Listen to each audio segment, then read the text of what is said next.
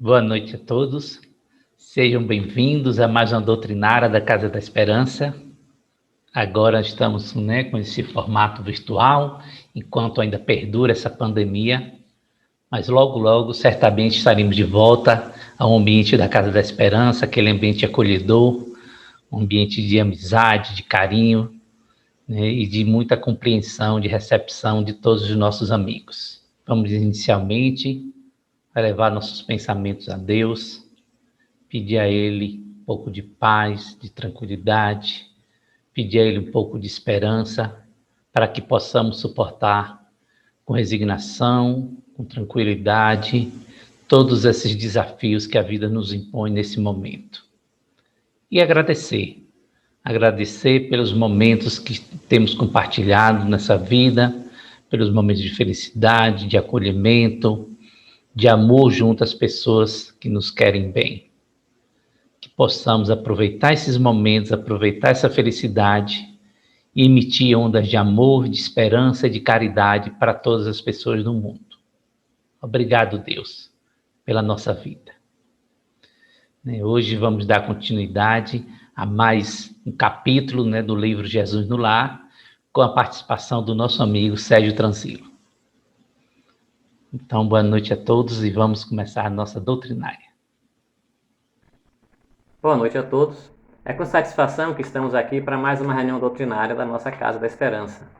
E hoje vamos dar continuidade ao estudo do livro Jesus no Lar, no capítulo 15, O Ministro Sábio, em que, como sempre, Neio Lúcio vai relatar uma conversa de Jesus com seus discípulos na casa de Pedro. E esse capítulo começa da seguinte forma: Mateus discorria solene sobre a missão dos que dirigem a massa popular, especificando deveres dos administradores e dificuldades dos servos. A conversação avançava pela noite adentro, quando Jesus, notando que os aprendizes lhe esperavam a palavra amiga, narrou, sorridente. Observe, a preocupação de Mateus, é, como diz o texto, com a missão daqueles que mexem com a massa popular. De alguma forma, tem relação com um grupo de pessoas, Seria o trabalho de governantes, de administradores, de todos aqueles que têm um cargo, que têm uma função de comando, que exercem influência sobre outras pessoas, que têm responsabilidade por outras pessoas de alguma forma. A primeira coisa que temos que destacar é que quando nós temos esse cargo, uma função dessa natureza, isso não nos torna melhor do que ninguém, não nos torna mais importante do que as outras pessoas. Na realidade, essas funções, esses cargos vão nos trazer obrigações, responsabilidades e, consequentemente, algumas dificuldades para desenvolvermos essas atividades. Quando nós temos um grupo sob nossa responsabilidade, isso nos traz deveres, não nos traz vantagens nem privilégios, Nesse sentido, nós devemos fazer por merecer esta função ou este cargo que ocupamos. Tem um pensador que costuma dizer que não é o cargo que dignifica a pessoa, é a pessoa que tem que dignificar o cargo que exerce, o cargo que ocupa. E nessa reflexão sobre esse capítulo, nós vamos generalizar um pouquinho essa fala de Mateus e considerar que, quando ele fala da massa popular, de pessoas que mexem com essa massa, que todos nós, de alguma forma, temos essa função. Nós temos um cargo, nós exercemos comando, exercemos influência sobre outras pessoas. Pode ser administrar uma cidade, administrar uma comunidade, uma empresa, uma casa, uma família, ser pai, ser mãe, ser cidadão, administrar a vida de alguma forma. Afinal de contas, nós podemos dizer que a cidade é a família ampliada. Ou, por outro ponto de vista, a família é a cidade reduzida, é a célula da sociedade. Nesse sentido, então, todos nós lideramos alguém ou um grupo de pessoas em algum momento da nossa vida. Então, nós vamos sempre estar dirigindo uma massa popular, ainda que seja uma massinha pequena, uma pequena quantidade de pessoas, mas vamos ter sempre, em algum momento da vida, esta função ou este compromisso. E então Jesus vai nos relatar, atendendo a esse apelo dos apóstolos, vai começar o relato da seguinte forma: um reino existia em cuja intimidade apareceu um grande partido de adversários do soberano que o governava. Pouco a pouco, o espírito de rebeldia cresceu em certas famílias revoltadas e, há breves semanas, toda uma província em desespero se ergueu contra o monarca, entravando-lhes as ações. Nas nossas funções, nessas obrigações que exercemos no dia a dia da nossa vida, podem surgir adversários, podem surgir pessoas que se rebelam, que discordam da nossa forma de ser, de conduzir as coisas junto com aquele grupo. Problemas que interferem na vida de todos, refletem em todos aqueles que participam desse grupo, refletem em todos aqueles que estão sob o nosso comando, em todos aqueles que de uma forma ou de outra dependem de nós, dependem dessas nossas diretrizes. Dificuldades e descontentamentos que atingem então todas as pessoas que estão sob a nossa responsabilidade, no trabalho, na família, no convívio pessoal. E nós não podemos fugir desses problemas, não podemos fechar os olhos para essas discordâncias, para as situações que são criadas com essas pessoas, né? O problema de um, afinal de contas, vai refletir no todo. Não podemos lavar as mãos e dizer o problema não é meu, é sim, o problema é de todos, atinge a todas as pessoas que estão sob a nossa responsabilidade, dentro da minha relação. Então é também um problema meu. Afinal de contas, o desequilíbrio de um pode contagiar a todos, então temos que tomar uma atitude. E que atitude nós tomamos nessa hora, quando somos confrontados com essas situações? Jesus então vai mostrar diversas situações. Esse rei, né, na história que ele vai relatar, vai convidar pessoas com determinadas funções ou com determinadas características para resolver esses problemas ou para superar essas dificuldades, para acalmar os descontentes, aqueles que se rebelam contra o seu domínio, contra a sua forma de agir, né? E aqui eu vou propor uma reflexão diferente. Na realidade, que a gente considere cada indivíduo, cada convidado do rei, que tem uma formação, que tem uma característica, como diversas atitudes que nós tomamos diante dos problemas da vida, diante do exercício dessas funções ou dessa nossa relação no convívio com outras pessoas. Então, vamos pensar assim, não seriam várias pessoas. Todas essas pessoas seríamos nós, com o nosso comportamento diante da situação da vida, com diferentes formas que agimos perante o descontentamento daquelas pessoas que convivem com os outros, né? E aí vai começar a relatar Jesus. Naturalmente preocupado, o rei convidou um hábil juiz para os encargos de primeiro-ministro do país, desejoso de apagar a discórdia. Mas o juiz começou a criar quantidade enorme de leis e documentos escritos, que não chegaram a operar a mínima alteração.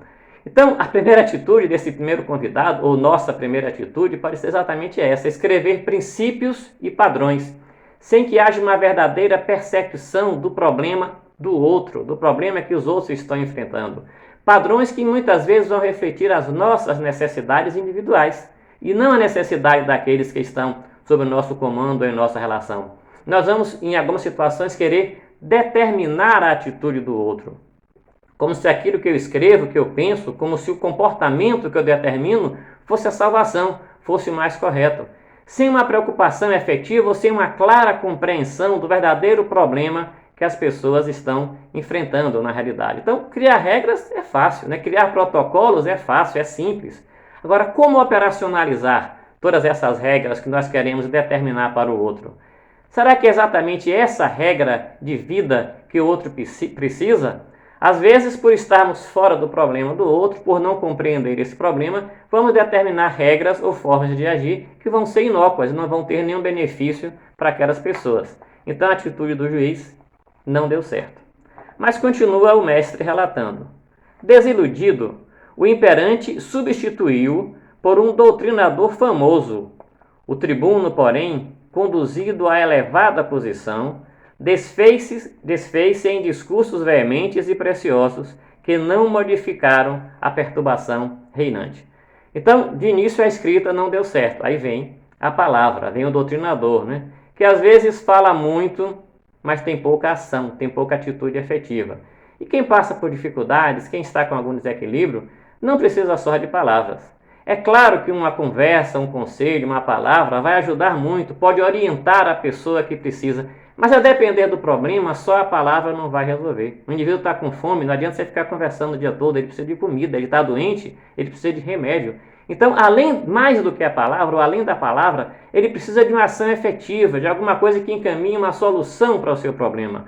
Mas às vezes a gente se acha um grande conselheiro e quer falar demais, né? Falamos muito porque é mais fácil falar do que efetivamente fazer. Quando nós analisamos esses dois convidados do rei, esses dois ministros que foram colocados inicialmente, tanto o juiz como o doutrinador, talvez eles até tenham tido bons propósitos, tenham tido boas intenções, mas eles ficaram só na superficialidade da escrita ou na superficialidade da fala, sem uma prática efetiva. E assim às vezes acontece com a gente, né? Escrevemos muito, falamos demais, mas praticamos muito pouco. Mas vamos continuar a história. Continuavam os inimigos internos solapando o prestígio nacional, quando o soberano pediu socorro de um sacerdote, que, situado em tão nobre posto, amaldiçoou de imediato os elementos contrários ao rei, piorando o problema. Eu acho que aqui, de fato, a situação piorou um pouquinho.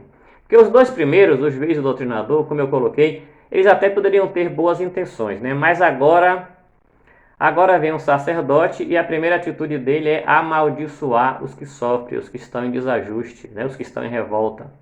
Na realidade, ele vai colocar mais combustível em toda essa confusão que o rei estava enfrentando.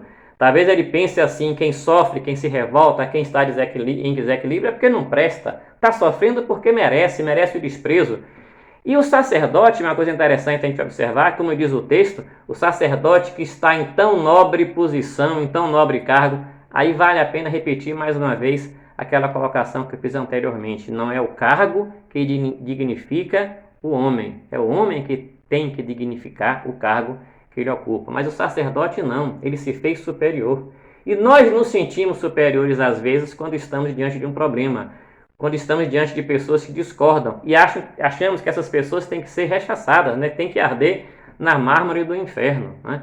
E a gente tem que perceber, tem que entender que nessa história, os sacerdotes somos todos nós. O sacerdote é qualquer religioso de qualquer crença que termina por esquecer o princípio maior e verdadeiro objetivo da religião, que é religar, né? Que é ligar a Deus, que é buscar a divindade, que é buscar essa essência da divindade em nossos corações. Mas às vezes nós nos vestimos com a capa de religioso, de uma determinada crença que nós abraçamos, e fazemos isso muitas vezes porque nós detemos o conhecimento e não percebemos que o conhecimento só não é suficiente.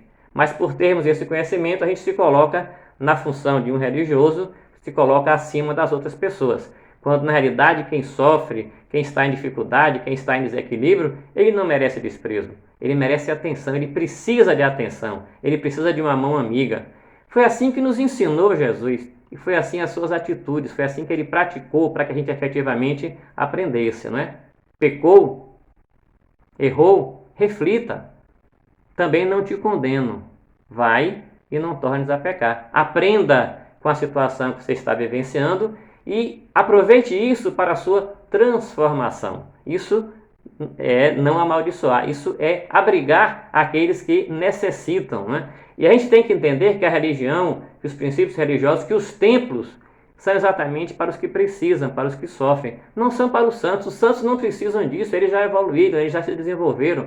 Então tudo isso, toda essa ideia religiosa é exatamente para alertar para as pessoas que precisam, que estão necessitando dessa transformação, que de alguma maneira precisam mudar a sua forma de agir, a sua forma de pensar, né?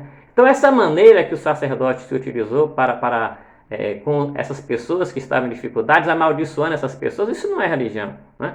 Na realidade, estender a mão, aí sim é religião, ou melhor, é religiosidade. Isso é o verdadeiro trabalho de um sacerdote, de alguém que abraça uma crença. Não se colocar com a letra fria dos princípios, mas, sobretudo, entender o outro, estender as mãos, dar oportunidade a quem precisa. Mas esse sacerdote da história terminou se sentindo superior, amaldiçoou, perdeu a paciência, né, com o infortúnio alheio, não percebeu, não aceitou a fraqueza e a necessidade do outro e também não deu certo na sua função. E a história continua. Desencantado, o monarca trouxe um médico à direção dos negócios gerais. Mas tão logo se viu em palácio, partilhando as honras públicas, o novo ministro afirmou, para conquistar o favor régio, que o partido de adversários da coroa se constituía de doentes mentais, e fez disso propaganda tão ruinosa que a indisciplina se tornou mais audaciosa e a revolta mais desesperada. Bom, esse outro convidado do rei, primeiro eu diria que ele foi um puxa-saco, né, com todo respeito, porque ele agiu, como está no texto, para conquistar o favor régio. Então o que ele queria não era resolver o problema das pessoas, né, daquela comunidade, daquele reino. Ele queria se sair muito bem perante o rei que tinha colocado naquele cargo. Mas aí complica um pouquinho mais, porque um amaldiçoa, né, o sacerdote amaldiçoa. Aí vem esse outro e diz que todo mundo é maluco. Aí fica difícil, né? Na realidade, mais uma vez, ele vai diminuir os outros. É aquela ideia, quem não concorda comigo, quem é contra mim, quem não segue a minha cartilha, as minhas regras, é louco, né? E aí eu vou lembrar aqui de uma palestra que nós tivemos na Casa da Esperança, se eu não me engano, foi com um livro de Pastorino, não tenho certeza, mas onde um dos seus capítulos falava exatamente sobre o período em que Jesus esteve conosco e que vivenciou junto àquela comunidade, que ele poderia ser considerado um louco para a sua época, né? Pela maneira diferenciada como ele agia. E nesse estudo, nessa palestra, eu acho que foi até Jair que fez essa palestra, ele nos lembrava a música de Ney Matogrosso, né? Dizem que eu sou louco por eu ser assim. Então eu sou louco por quê? Porque quero algo diferente do que você pensa? Porque quero algo diferente daquilo que você quer me dar? Então se eu sou diferente de você, eu sou louco? E eu ainda faria uma outra reflexão. E se eu for realmente maluco? Se eu for realmente um desequilibrado, né? Aí, mais ainda é que eu preciso da ajuda, que eu preciso de esclarecimento. Nesse caso, cabe a você, que é lúcido, ou que se considera lúcido, me ajudar. Ou será que esse indivíduo não é tão lúcido assim como ele pensa que é, né? Aí já que eu falei de música, mais uma vez, vou pela música popular, lembrando de Raul. Quando acabar, o maluco sou eu, né? Então, também não deu certo esse que desmereceu e desfez daquelas pessoas. Pressentindo o trono em perigo, o soberano substituiu o médico por um general célebre, que tomou providência drástica, arregimentando forças armadas nas regiões fiéis e mobilizando-as contra os irmãos insubmissos. Estabeleceu-se a guerra civil. Muito bem. Aí vem então o general. A gente entende aqui o general como o representante da guerra. Assim é que era colocado naquela época na comunidade. Então era militarização, era o uso da força. Vai ter que ser do jeito que eu quero, na marra. Você vai aprender na marra, vai ter uma educação na marra. Não interessa o seu problema, não me interessa o que você pensa, vai ser assim, você vai aceitar as coisas do jeito que eu quero que elas sejam, correto? É aquele famoso vocês vão ter que me engolir, que a gente conhece tanto da história do futebol brasileiro. Então, mais uma vez, o que é que acontece com a presença do general? Piorou a revolta. Fez crescer mais ainda o problema. Porque aquelas pessoas precisavam ser ouvidas, precisavam ser compreendidas, não massacradas. Não se utilizar a força contra elas. Aí a gente vai refletir que se existe uma revolta, uma discordância, um descontentamento, se existe alguém que nos questiona dentro do nosso grupo, dentro do nosso convívio social, dentro das pessoas que estão sob o nosso comando, todas essas atitudes descritas até aqui, elas não ajudam. Pelo contrário, elas vão piorar, elas vão incitar o ódio nessas pessoas que já estão desequilibradas. Porque observe que existe alguém sofrendo, passando por algum problema, por alguma situação inadequada, e o outro que está ali dirigindo, que está ali no comando, ele não percebe e em algumas situações ainda se acha superior e com direito de diminuir aquelas pessoas, tá? Então, juiz, doutrinador, sacerdote, médico, general, né? Cada um com a sua atitude, com a sua característica. Como é que nós agimos? Como é que nós nos colocamos diante daqueles que estão sob o nosso comando ou sob a nossa responsabilidade? Será que nós somos inflexíveis na observância das regras que queremos colocar? Será que nós falamos demasiadamente? Será que nós assumimos uma superioridade e desprezamos os demais? Nós nos definimos como o único lúcido, o único dono da verdade? Nós usamos a força para impor o nosso pensamento? Quais são as atitudes que nós assumimos diante dessas pessoas nessas situações? Mas nem o Lúcio vai continuar a sua narrativa, né? Jesus vai continuar contando a sua história. E quando a morte começou a ceifar vidas inúmeras, inclusive a do temido lidador militar que se convertera em primeiro-ministro do reino, o imperante, de alma confrangida, convidou um sábio a ocupar-se do posto então vazio. Este chegou à administração, meditou algum tempo e deu início a novas atividades. Não criou novas leis, não pronunciou discursos, não censurou os insurretos, não perdeu tempo em zombaria e nem estimulou qualquer cultura de vingança. Então, ele de fato usou a sabedoria, né? O sábio entendia de leis, ele sabia falar bonito, ele falava bem, ele era religioso. Qual era a crença que ele possuía? Ele fazia o quê? Qual era a sua formação? Não importa. Ele teve atitudes proativas.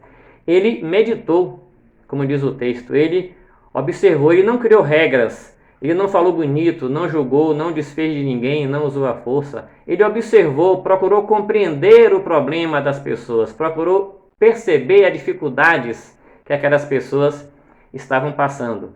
E a história vai dizer que ele foi então até o local da revolta e percebeu que as pessoas estavam sem teto, sem trabalho e sem instrução. Então, eram essas as características. Quem eram aqueles descontentes? Sem teto, sem trabalho e sem instrução. E nós vamos então procurar compreender a situação que eles vivenciavam. Quando ele se refere a ser sem teto, eu diria que mais do que não ter uma moradia, talvez lhe faltasse uma base, um respaldo, um vínculo, uma ligação, sei lá, com a vida, algo que pudesse ligar de alguma coisa concreta na sua vida. Sem trabalho, eles não tinham uma ocupação, eles não tinham uma atitude proativa, algo que pudesse ocupar o seu tempo, que o tornasse produtivo. Sem instrução, eles não tinham conhecimento das verdades e por isso não sabiam o que fazer, por isso talvez se comportassem de maneira inadequada. E aí vai esse ministro sábio então, erigiu casas, criou oficinas, abriu estradas e improvisou escolas, incentivando o serviço e a educação, lutando com valioso espírito de entendimento e fraternidade contra a preguiça e a ignorância. Então, o que é que o ministro sábio faz? Ergueu casas, ou seja, deu a base, uma sustentação para aquelas pessoas. Criou oficinas, possibilitou a oportunidade de trabalho. Abriu estradas, mais do que pensar em estradas fisicamente, eu diria que ele mostrou o caminho que as pessoas deveriam seguir. Improvisou escolas, ou seja, deu a instrução. Entendendo tudo isso de uma maneira mais abrangente. E aí o texto vai nos reforçar que ele incentivou o serviço e a educação combatendo a preguiça e a ignorância, que são dois males que afligem a humanidade, que podem estar presentes na nossa vida. Mas o sábio fez o quê? Deu serviço e educação. Tudo o que precisamos. Tudo que precisa aquele que está em desequilíbrio para reconduzir, para ressignificar a sua vida.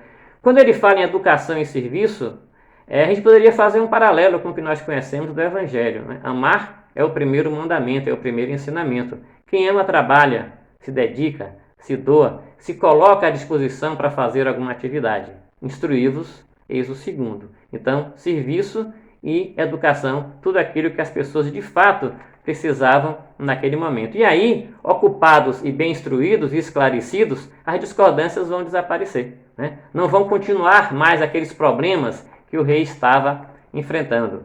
E foi isso que aconteceu então naquela situação com aquele povo. E Jesus, mais ainda nessa história, vai justificar, vai nos mostrar por que, ao agir dando educação e serviço, porque esse ministro sábio conseguiu, de fato, modificar a atitude daquelas pessoas. E diz Jesus, porque a ação concreta do bem eliminara toda a desconfiança, toda a dureza e indecisão dos espíritos enfermiços e inconformados. Então, foi a ação efetiva no bem, foi a ação concreta no bem. Caminharmos em direção do bem, permitir que essas pessoas também possam caminhar em direção do bem. Porque quando estamos fazendo isso, não vai sobrar tempo para transgressões, para revoltas, para discórdia, para egoísmo. Vamos estar caminhando na estrada que nos leva efetivamente ao amor pleno. E então Neil Lúcio vai dizer de uma forma poética, né, que após deixar todos embevecidos, Jesus vai arrematar, vai encerrar sua história com um luminoso sorriso, alertando: o ódio pode atear muito incêndio de discórdia no mundo, mas nenhuma teoria de salvação será realmente valiosa sem o justo benefício aos espíritos que a maldade ou a rebelião desequilibraram. O ódio ateia incêndio de discórdia no mundo, mas valioso será sempre o justo benefício aos espíritos que a maldade ou a rebelião desequilibraram. Então, o ódio se espalhava naqueles que se conservavam e costuma se espalhar em todos aqueles que se conservam na ignorância e na preguiça. E o ódio vai ser sempre um terrível combustível que muitas vezes vai nos levar a formas equivocadas de agir, a tomarmos decisões equivocadas.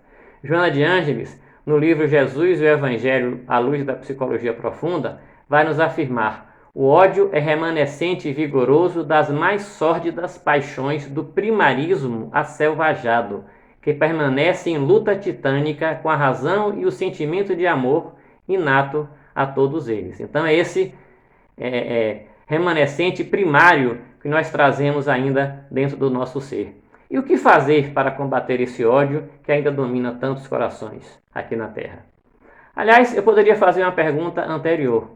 Nós temos ódio em nossos corações? Nós consideramos que nós, em alguma situação, apresentamos esse sentimento de ódio?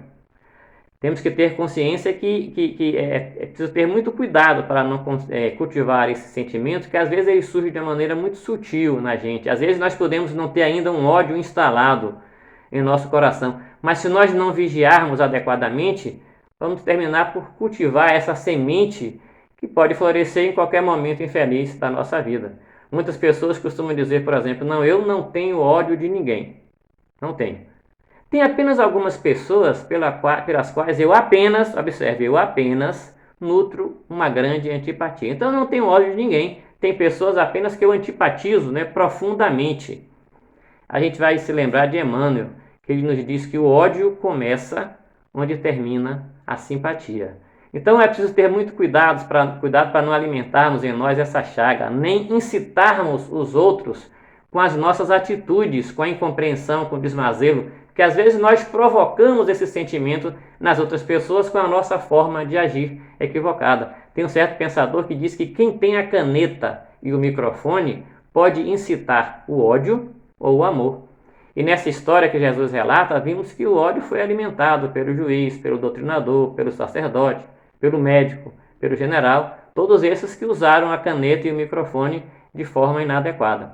Mas voltando à minha pergunta, o que podemos fazer para combater esse ódio em nós, ou que se alastra nos outros com os quais nós convivemos, Aí eu vou voltar àquela colocação final, à fala de Jesus, e repetir: nenhuma salvação será válida sem o justo benefício aos espíritos que a maldade desequilibrou. Então o que a gente precisa é procurar atender à necessidade dessas pessoas que estão desequilibradas. Se elas estão desequilibradas, elas precisam de amor e de compreensão, e não de serem incitadas ao ódio. Aí vamos voltar à colocação de Joana naquele livro, quando ela nos diz: morbo pestífero, ela está se referindo aí ao ódio, morbo pestífero somente desaparece mediante a terapia do amor incondicional, que o dilui, porquanto se enfrentam no mesmo campo de batalha, que é a consciência. O ódio e o amor vão se enfrentar na consciência, e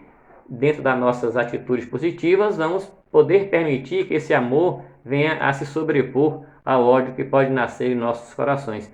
E era disso que aqueles revoltados com ódio no coração precisavam, de um amor sem preocupação com retribuição, de um amor desinteressado, de um amor espontâneo, de um amor cheio de misericórdia, como nos diz a mentora espiritual. E ainda reforçando mais uma vez Joana, ela vai nos dizer: todos os seres sencientes têm necessidade de amor, que constitui alimento irrecusável.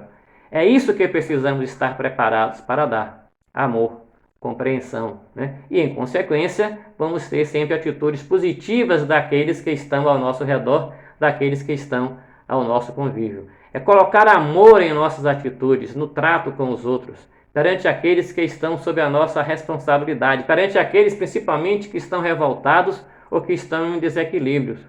Ser um ministro sábio nas nossas atitudes, na condução das nossas responsabilidades. E para encerrar a história, Jesus coloca: para que o bem possa reinar entre os homens, há de ser uma realidade positiva no campo do mal, tanto quanto a luz há de surgir pura e viva a fim de expulsar as trevas. A luz deve vir para expulsar as trevas. Aliás, diz um pensador que trevas, que escuridão não existe, o que existe é a falta de luz.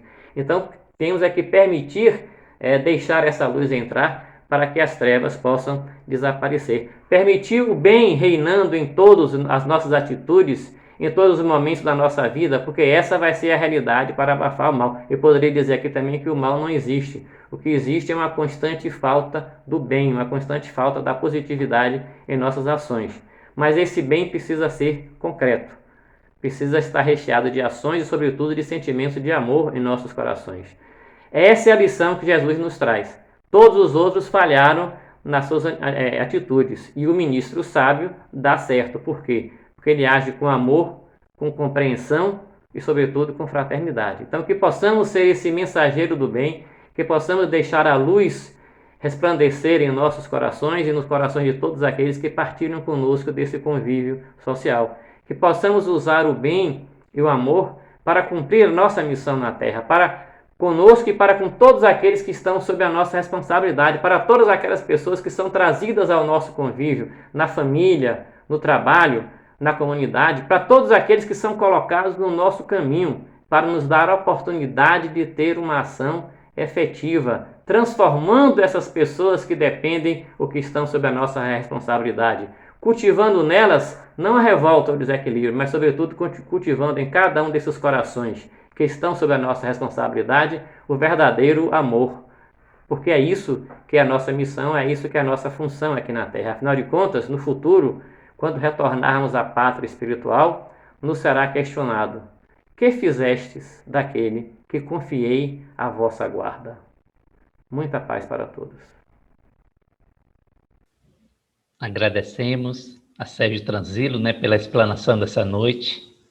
Obrigado pelas suas palavras, pela sua reflexão. Que possamos, cada dia, aprender um pouco mais e tentar incorporar sempre as lições do Mestre Jesus em nossa vida. Eu gostaria, então, de, nesse momento, agradecer a Deus por essa comunhão que estamos tendo todas as noites de quarta-feira, que nos permite sempre nos ligarmos às outras pessoas da Casa da Esperança e a todos os outros que nos assistem e que compartilham conosco dessa missão que Jesus nos imbuiu, de praticar e de espalhar sempre o bem, o amor, a esperança para todas as pessoas. Agradecemos a Deus por nos dar sempre a oportunidade de trabalhar, por nos dar sempre a oportunidade de procurar aperfeiçoar-se um pouco mais, de procurar ajudar um pouco mais, de superar essas dificuldades, de perceber que mesmo diante de tantas adversidades, estamos aqui na vida para melhorar, para lutar. E para isso é importante termos essa tranquilidade, essa resignação, de aceitar as dificuldades que não podemos alterar. Temos que ter essa percepção de que podemos sim mudar muitas coisas em nossa vida, aceitá-las e também trabalhar para que elas mudem, para que elas possam nos tornar pessoas melhores e tornar melhores as pessoas que estão ao nosso redor. É importante acreditarmos sempre no bem, acreditarmos sempre no amor, acreditarmos que todas as nossas ações, todos os nossos pensamentos têm o poder de mudar o mundo. E é com esse pensamento que eu me despeço de vocês essa noite. Pensem sempre no bem, trabalhem sempre no bem, acreditem sempre no bem. A esperança está dentro de nós, assim como Deus está dentro de nós. E certamente, sempre que acreditarmos nele, teremos mais força para poder vencer todas as dificuldades da vida e fazer com que não só a nossa vida, mas com que a vida de todas as pessoas se tornem melhor. Passem por momentos de maior felicidade, de maior amor, de maior carinho. Agradeço a todos vocês que têm nos acompanhado nas noites de quarta-feira, a todas as pessoas que têm feito orações por aqueles que precisam. É importante que a gente não só ouça as palavras de Jesus, mas que a gente possa emitir, através de pensamentos, através de ações, através de oração, toda essa bondade de Jesus para todas as pessoas. E aí eu agradeço a vocês que estão nesse momento sempre conosco, seja nos ouvindo, seja também trabalhando em prol do amor e da caridade. Uma boa noite a todos vocês. Que Deus abençoe cada vez mais a vida de cada um de vocês. Que assim seja. Gostaria de convidar agora os nossos irmãos passistas para poder fazer um passe coletivo, ainda que virtual, né, à distância, mas nós sabemos a força que o pensamento e que a oração e a força que o passe tem. Então, abram seus corações para receber, né, a bênção, para receber as emissões de amor e de carinho dos nossos amigos passistas. Boa noite a todos.